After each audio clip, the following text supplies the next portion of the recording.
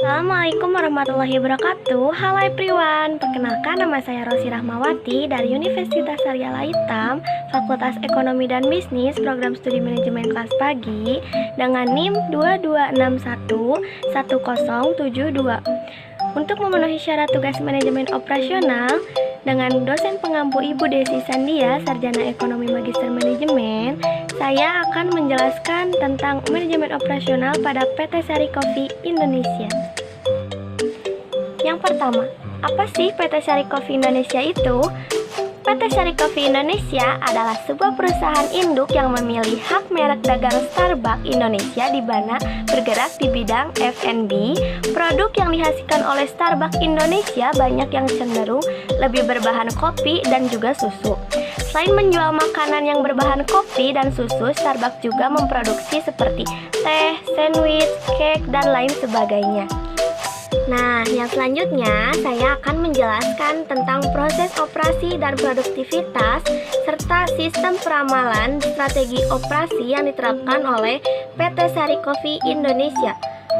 Yang pertama, proses operasi di PT Sari Kopi Indonesia atau tahapan secara umum yaitu yang pertama ada masukan atau input bahan baku untuk memproduksi minuman Starbucks. Dalam hal ini terdiri dari kopi, susu, sirup-sirupan, dan lain sebagainya yang berhubungan dengan proses input.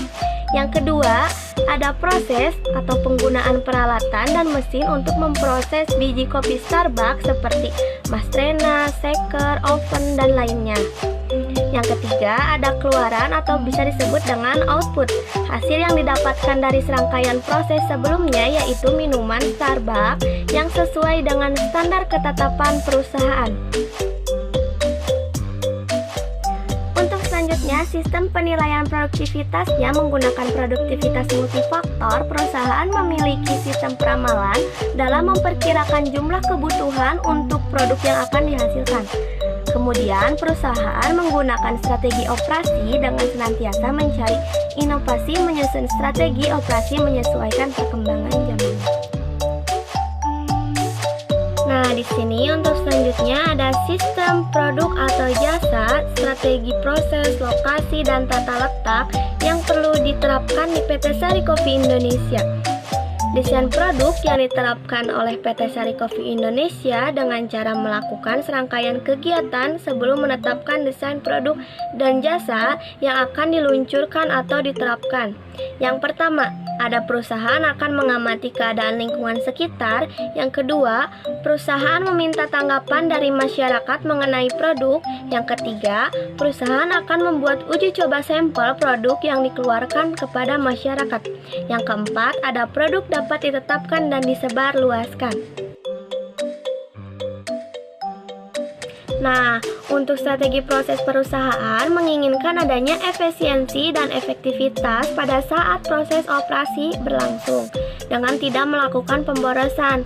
Pemilihan lokasi oleh perusahaan memperhatikan lingkungan sekitar, misalnya di dalam mal, dan tata letak berupa memberikan ruang yang cukup untuk konsumen, ruang tempat makan, dan menunggu. Oke, untuk selanjutnya di sini akan saya jelaskan tentang sistem manajemen persediaan dan manajemen proyek serta mengelola kualitas dan rantai pasokan dari PT Sari Kopi Indonesia. Manajemen persediaan di PT Sari Kopi Indonesia sudah baik, namun terjadi masalah yaitu kelangkaan beberapa bahan baku untuk produksi. Sedangkan untuk manajemen proyek perusahaan tidak mengetahui secara jelas makna dari manajemen proyek yang dimaksud. Untuk pengelolaan kualitas di perusahaan merupakan suatu keadaan yang produk yang terbaik yang berguna untuk memenuhi kebutuhan dan keinginan dari konsumennya.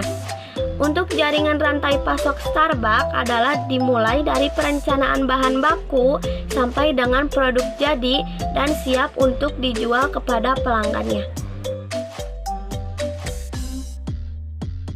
Proses penjadwalan jangka pendek dan pemeliharaan keandalan serta MRP dan REP di PT Sari Kopi Indonesia. Penerapan penjadwalan jangka pendek di PT Sari Coffee Indonesia dilakukan dengan pengaturan waktu untuk melakukan pemasokan bahan baku produksi, di mana proses pemasokan dilakukan hanya pada saat giliran suatu bahan akan diolah. Sedangkan pemeliharaan keandalan dilakukan dengan cara melakukan peniadaan pemborosan-pemborosan yang timbul di dalam perusahaan, terutama dalam proses produksi. Untuk MRP perusahaan hanya perlu membeli material atau komponen bahan baku tersebut pada saat yang dibutuhkan saja sehingga dapat menghindari kelebihan persediaan material. REP di dalam PT Sari Coffee Indonesia mengenai perencanaan segala sumber daya di semua divisi atau di semua bagiannya.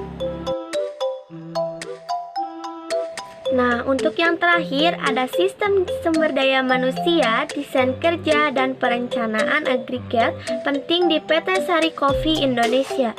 Desain sistem sumber daya manusia di PT Sari Coffee Indonesia memperkerjakan karyawan-karyawan dengan kualitas terbaik sesuai dengan kapabilitas untuk suatu pekerjaan atau posisi jabatan. Desain kerja dalam perusahaan secara jelas mengatur penugasan-penugasan kepada seluruh karyawan yang dimiliki. Perencanaan agregat di PT Sari Coffee Indonesia sama seperti perencanaan atau penjadwalan jangka pendeknya.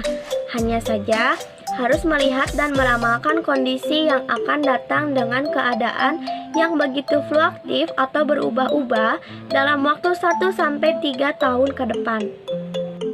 Sekian yang saya bisa jelaskan tentang PT Sari Coffee Indonesia. Mohon maaf bila ada kesalahan kata.